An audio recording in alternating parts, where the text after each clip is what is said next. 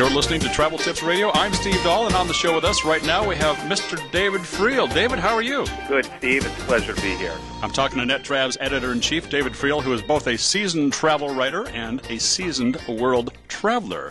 David has traveled through every non-frozen continent on Earth, meaning every continent save Antarctica, and he brings his travel wisdom and expertise to our conversation today. We've got a lot of exciting things to talk about in terms of South Pacific paradise. Yeah, where are you going to take us? I'm going to take us on a quick journey to Tahiti. So tell me, what is all the mystique associated with Tahiti anyway? Well, Tahiti is it almost seems like a tropical aphrodisiac. People absolutely love this place. They rave about it. Not just the beauty, the natural beauty of it, but also the beauty and warmth of the people and the laid-back lifestyle that exists on all the Tahitian islands, some more than others, but I think it's probably a stark contrast to our everyday lives here. And so why don't you give us an overview of the Tahiti Islands? Well, Tahiti consists of more than 100 islands and atolls. Tahiti is sometimes referred to as French Polynesia, also referred to as the Tahitian Islands. Sure. And there are two in particular that seem especially popular. Bora Bora, where American troops were stationed during World War II, and the second one is Moorea. And both of these islands are stunningly beautiful. They have a lot of the same things to offer, but some differences as well. Bora Bora is the better known of the two. And I read something in a travel guide that said that it's akin to Hawaii 50 years ago. Oh, yeah. More beautiful. Sure. And that's hard to imagine. You have all the beauty of Hawaii and then some, but maybe without all the crowd. Now, David, here on Travel Tips Radio, one of the things we always want to get across is something unique about one of these incredible destinations. What is one of the more unique things about Bora Bora?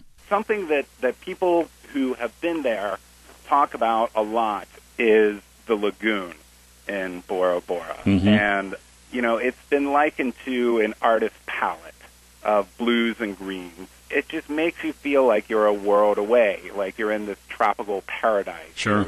Remember that movie back in the 80s, The Blue Lagoon, yes. Shields, and they're in this tropical island, and it just seems like, nirvana. It is, And I think Bora Bora is probably a similar experience to that, especially when you're in the lagoon or near the lagoon and just taking in the stunning beauty. It's a reminder that you're not in Kansas anymore. Exactly, which is probably a good thing during tornado season, which seems to be pretty much around the whole year these days, doesn't it? It does. It definitely, Bora Bora is definitely a tropical paradise, but I can see myself sitting there on the beach and totally relaxing, or I can also see myself snorkeling, scuba diving, whatever. What else is there to do besides just enjoy the beauty? On Bora Bora, there's also a rainforest in the interior that people can explore, and there are different ways to do that. You can do it on foot, or you can join a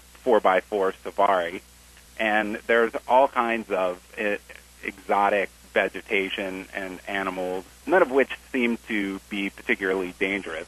That's good. It's sort of the best of both worlds on Bora Bora because you have these beautiful beaches, and then, just a hop, skip, and a jump away, it's like you're in the middle of a jungle, but without the lions, tigers, and bears. So Bora Bora is not a boring kind of place. No, I do not think anyone would use the term boring to describe Bora Bora. No. You mentioned Moorea as another Tahitian island in that same area. They get a lot of attention. What's the lowdown on Moorea?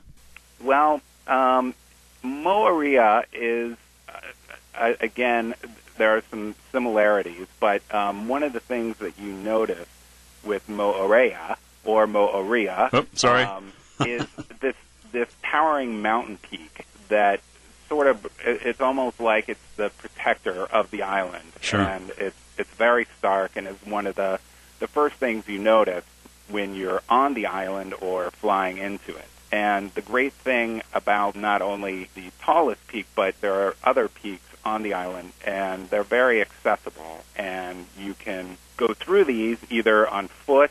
There are hiking trails you can go through, or you can sign up for a guided tour. And while you're exploring the interior of the island, you'll see defunct plantations that are no longer in use. There are very deep valleys that are home to cotton and coffee and sugar cane that's grown in the area. There are pineapple plantations, and the view from the top of these peaks literally makes you feel like you're on top of the world. It sounds so beautiful.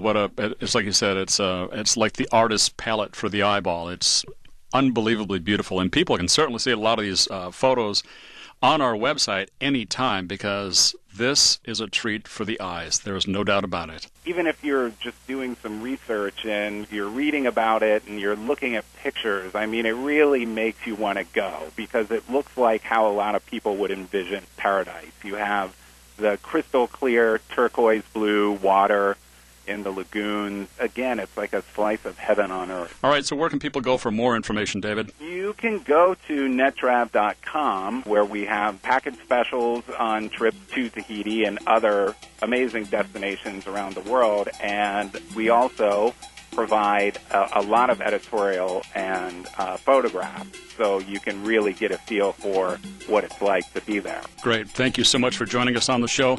David, really appreciate your time. Folks, you've been listening to Travel Tips Radio with Steve Dahl and David Friel, and you can hear more travel tips from David at www.nettrav.com, and you can get some great opportunities to travel at very affordable prices at nettrav.com. So, David, thanks for joining us on Travel Tips Radio. Travel well, my friend. Thank you.